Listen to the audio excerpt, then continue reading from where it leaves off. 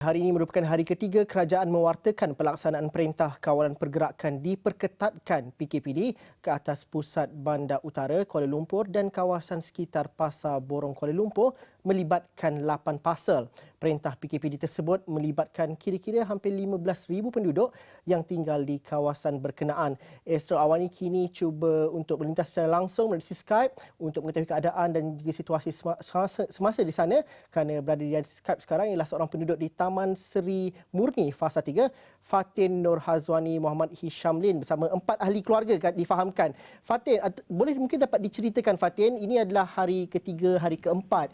Jadi bagaimana keadaan di sekitar Taman Seri Murni dan juga bagaimana Fatin sekeluarga terkesan dengan PKPD ini? Okey, so hari ni hari keempat kita lockdown lah. So benda ni jadi too fast sebab kita sebelum ni pihak satu keluarga, resmi ketua keluarga dibenarkan keluar. So sekarang semua kena stay at home. So ada terjejas sikit dari segi kita punya keperluan asas, macam kita punya makanan, dari segi macam itulah.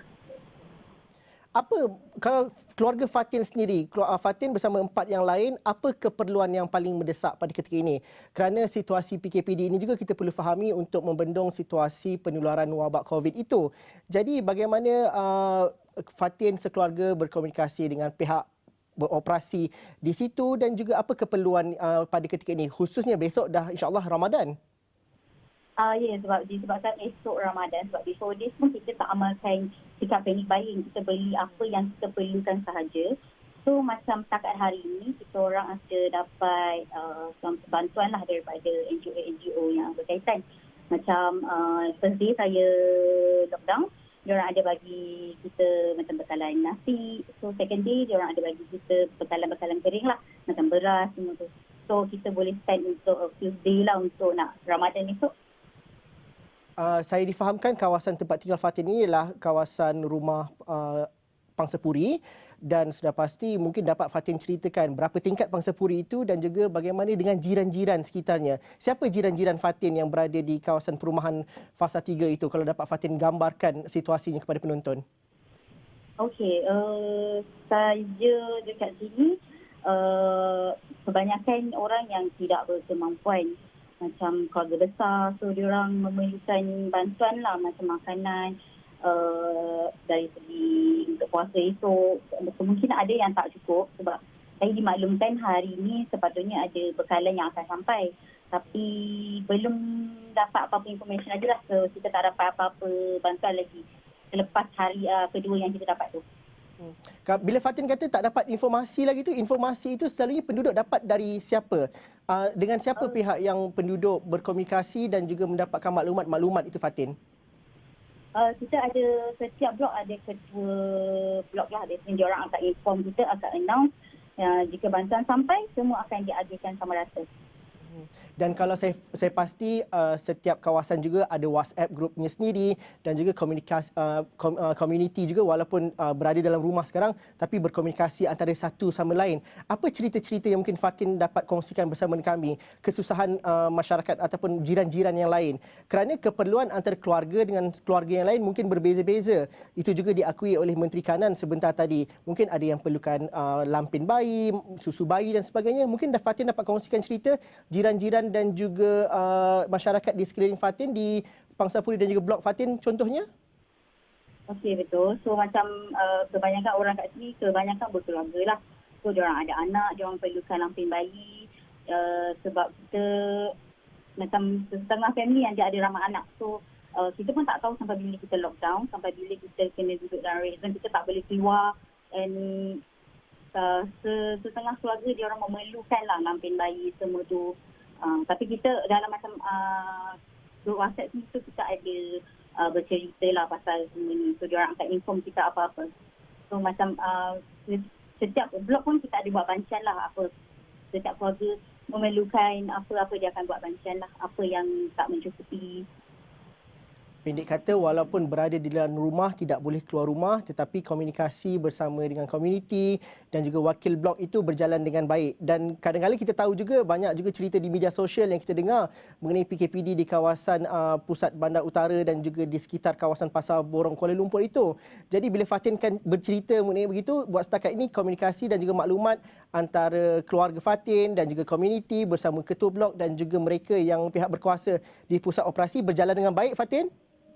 Ya, baik.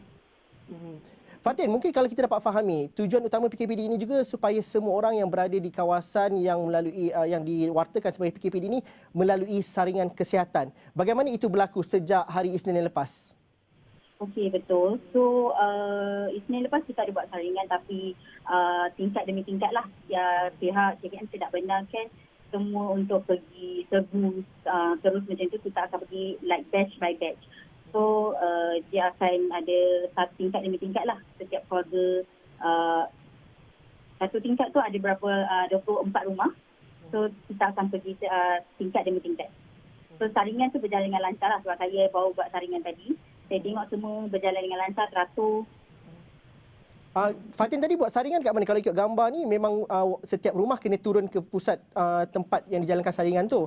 Jadi bagaimana saringan dan juga proses itu berlangsung? Oh, kita setiap rumah dan kita akan pergi dekat sekolah yang berdekatan dengan area rumah kita ni.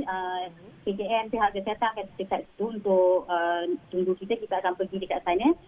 Macam saya cakap, kita akan pergi tingkat demi tingkat lah. Sampai dekat sana kita akan buat prosedur dia. Kita register dan kita buat saringan test COVID ni lah. Dan segala-galanya berjalan dengan lancar, tidak ada masalah. Komunikasi pun baik ni Fatin, Ya, Fatin, betul. mungkin dapat dikongsikan juga. Mungkin barangan yang keperluan diberikan hari ini, mungkin dapat Fatin kongsikan apa barangan yang diberikan oleh pihak berkuasa dan juga NGO. Dan juga kalau di kalangan penduduk, apa yang paling dirisaukan oleh mereka untuk hari-hari yang mendatang? Okey, macam saya cakap tadi, kita selama 2 hari kita terima bantuan. Hari pertama kita dapat bekalan nasi setiap seorang. Dalam satu family tu setiap orang akan dapat nasi untuk hari pertama. Untuk hari kedua kita dapat bekalan makanan kering macam beras, minyak, gula dan biskut dan sebagainya lah.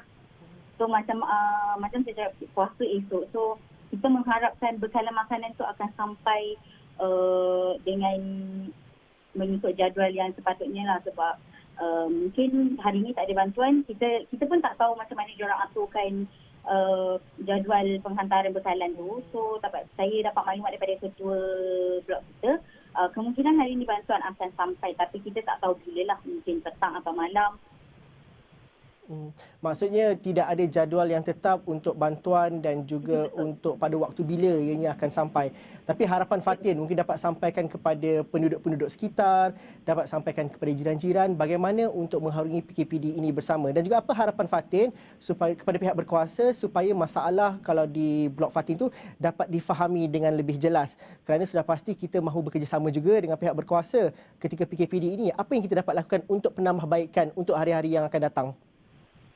Okey, so saya boleh advise dekat saya punya jiran-jiran, kita sabar and then kita harap pihak NGO kerajaan dapat tolong kita untuk hantar bekalan lah, sebab esok kita dah start puasa.